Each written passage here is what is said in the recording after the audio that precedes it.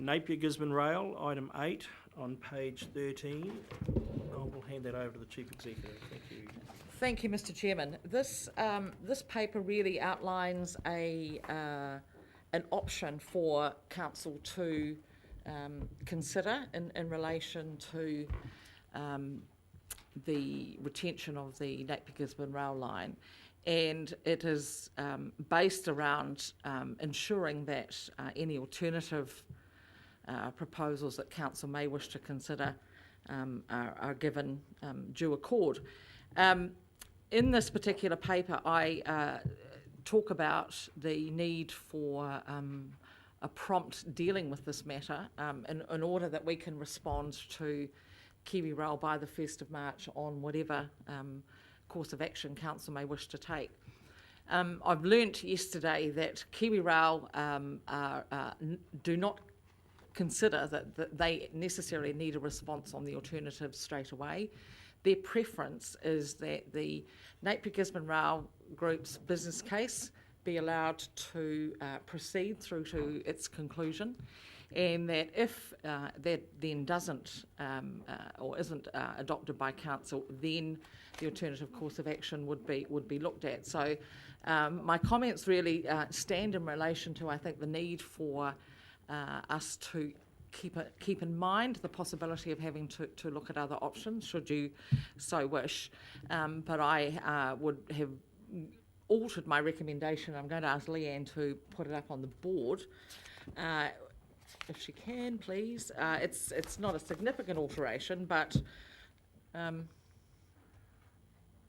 it's really just to take out, in number 2, which is on page 16 of your agenda, I would take out the first half a dozen words which say, in addition to the NGR business case, and I would take out the last clause which says, and that any such alternative be presented to council for council consideration before the 1st of March, and actually just say that council approves the investigation of any alternative course of action that would meet council's desire to maintain an alternative transport route to Northern Hawke's Bay should the NGR business case not proceed. So it makes it quite clear then that we are looking at the business case, which is what council has committed to, and that we, at least Kiwi Rail have clarified for us that for them there are other options to look at after the 1st of March, so not necessarily everything has to be investigated before the 1st of March, which is potentially quite a relief. So there's the my alternative recommendation up there, and I'm happy to take questions. Just before we do that, do you want Nick to come up? Yeah, actually, yes I would. So Nick Cornwall, who's, you'll recall, as Council Strategic Advisor on this project, has been working with NGR and with a number of, come and sit up here, Nick, sorry. So Nick, I don't know if you have any specific comments you would like to make at all, or are you just happy to answer questions? That's fine. I'll just. Good morning and welcome, Mr. Cornwall. You just need to grab the microphone there. Sit down and then we'll just get a microphone. We'll get you wired for sound. Yeah. Can you please clarify with the altered recommendation, does that include a cycleway? That's my question too. Does it include a cycleway? Well, it says any alternative course of action will be, any means any. So we're looking at investigating a cycleway without saying so. No, it wasn't intended to. It was intended to look at other options for the use of rail for the movement of freight. So if you wish that to be clarified, I'm happy to take any amendments there. So would you change in between alternative transport? You'd put freight. Yes. Yeah. Would that cover it? Yep, that would. So to maintain an alternative freight transport route to Northern Hawke's Bay, with that, you're happy with that? Yeah. Well, it clears up any questions. Right, questions. Yeah. So, Nick, I'm sorry. Please don't be offended by by my question, but if we have a look at this paper, number 3 says, for the provision of independent advice, etc., etc., etc., about you, and then number 7 says, in assisting NGR, Nick Cornwall has been engaging with a number of parties, including NGR itself. So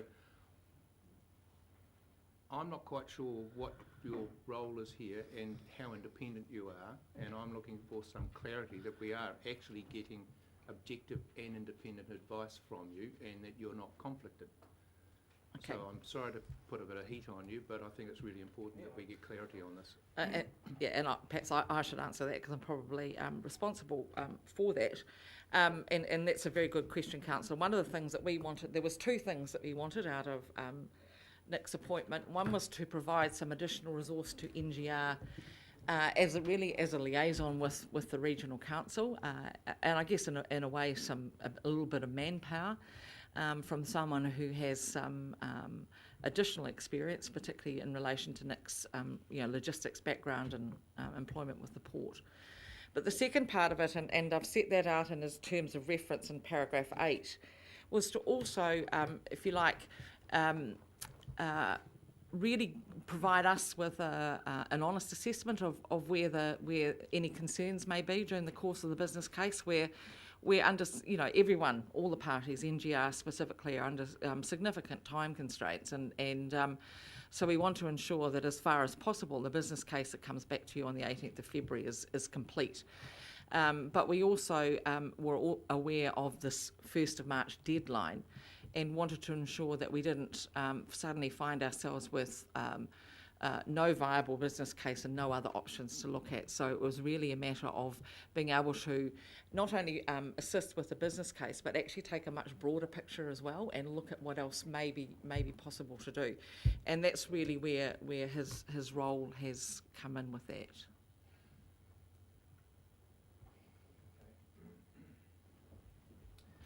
Thank you, Councillor Dick.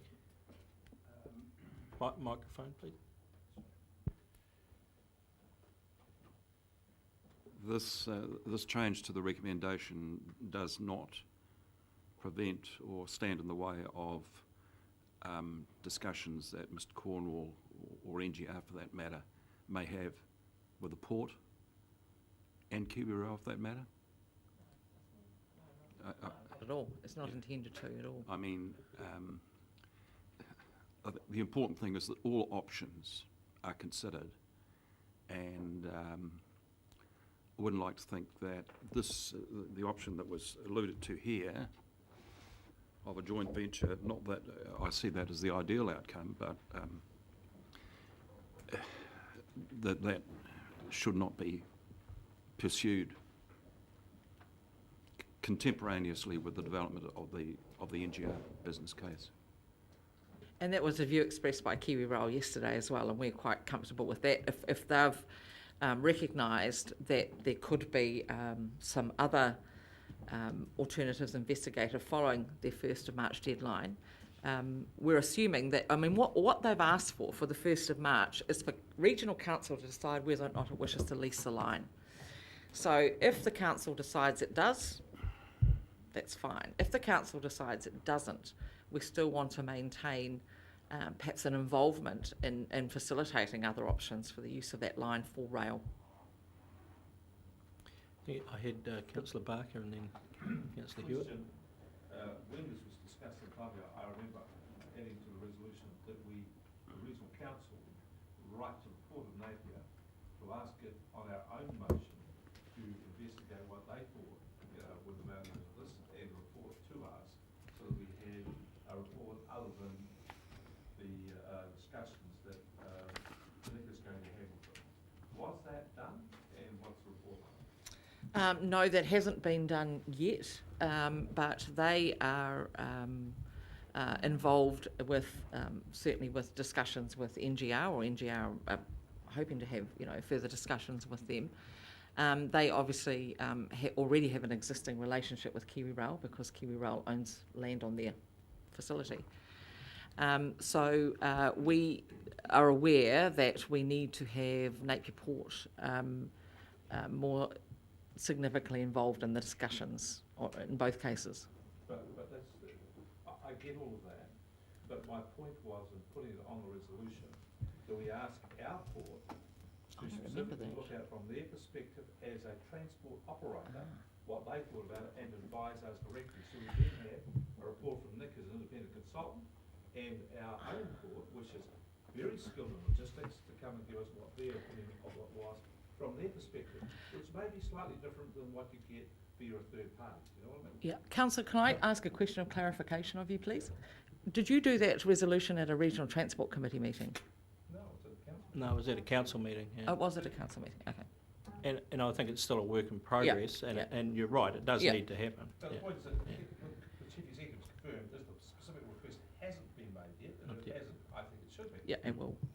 And in discussions, and further to that question, a question to you, Nick, you've had quite a few discussions with the port in the intervening months when you weren't at Mahia. Yes. Okay. No, I had Councillor Hewitt and then Councillor Scott. I have a couple of questions. Just a bit of a supplementary to Councillor Dick. And now I've got to find my notes, but well, in fact, I'll start with you, Nick. No major capital investment in the Napier-Gisborne section of the line is required initially. So can you confirm that no major work is required on the Mohaka viaduct with, is what I understand, 900,000 rivets on it? Counted by a past councillor. Not while he was driving, I would hope. My understanding is that the Mohaka viaduct is in a serviceable condition at the moment, and in terms of running a service in and out of Wairoa, that is not a weak point in the line specifically. Thank you. And with regard to the money and that's been committed, and I see you've curtailed a big part of the spending, so I congratulate management on that. But the 75,000 that has been committed to the NGR, are you also curtailing that in the equivalent degrees, and is they're only doing half of the work, so to speak, now? No, I mean, I think that's a little bit misleading. Yeah, they're not doing half the work. They still have to do a significant amount of work. We've asked them to focus on Napier to Wairoa, but obviously they would still be looking at what the options are for the Wairoa to Gisborne section of the line as well. So I don't think that's a sort of a relevant ratio, really. Good try. And have you, Nick, had any initial investigations on the likelihood of being able to lease the wagons on the track? Because for a business case to be successful, you need some ingredients, being a commitment to service and the availability of the wagon sides. I'd assume that those were pretty quickly either in or out, so I'm interested in an update on that. That specific request has been provided to QRL, and I am not aware that a specific answer has been given yet. And my final one, thank you. No, I'll leave it for a minute. Thank you. Councillor Scott. Thank you, Mr. Chairman. I have two questions. The first is, Mr. Cornwall, are you confident that we will be in a position within 3 weeks of having a business case presented to us?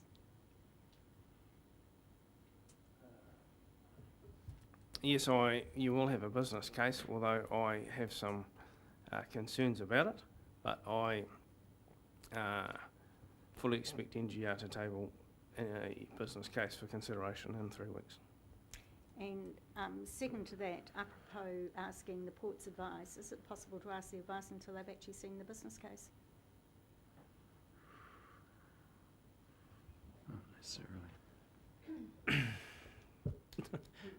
I think that's through me to you, I think.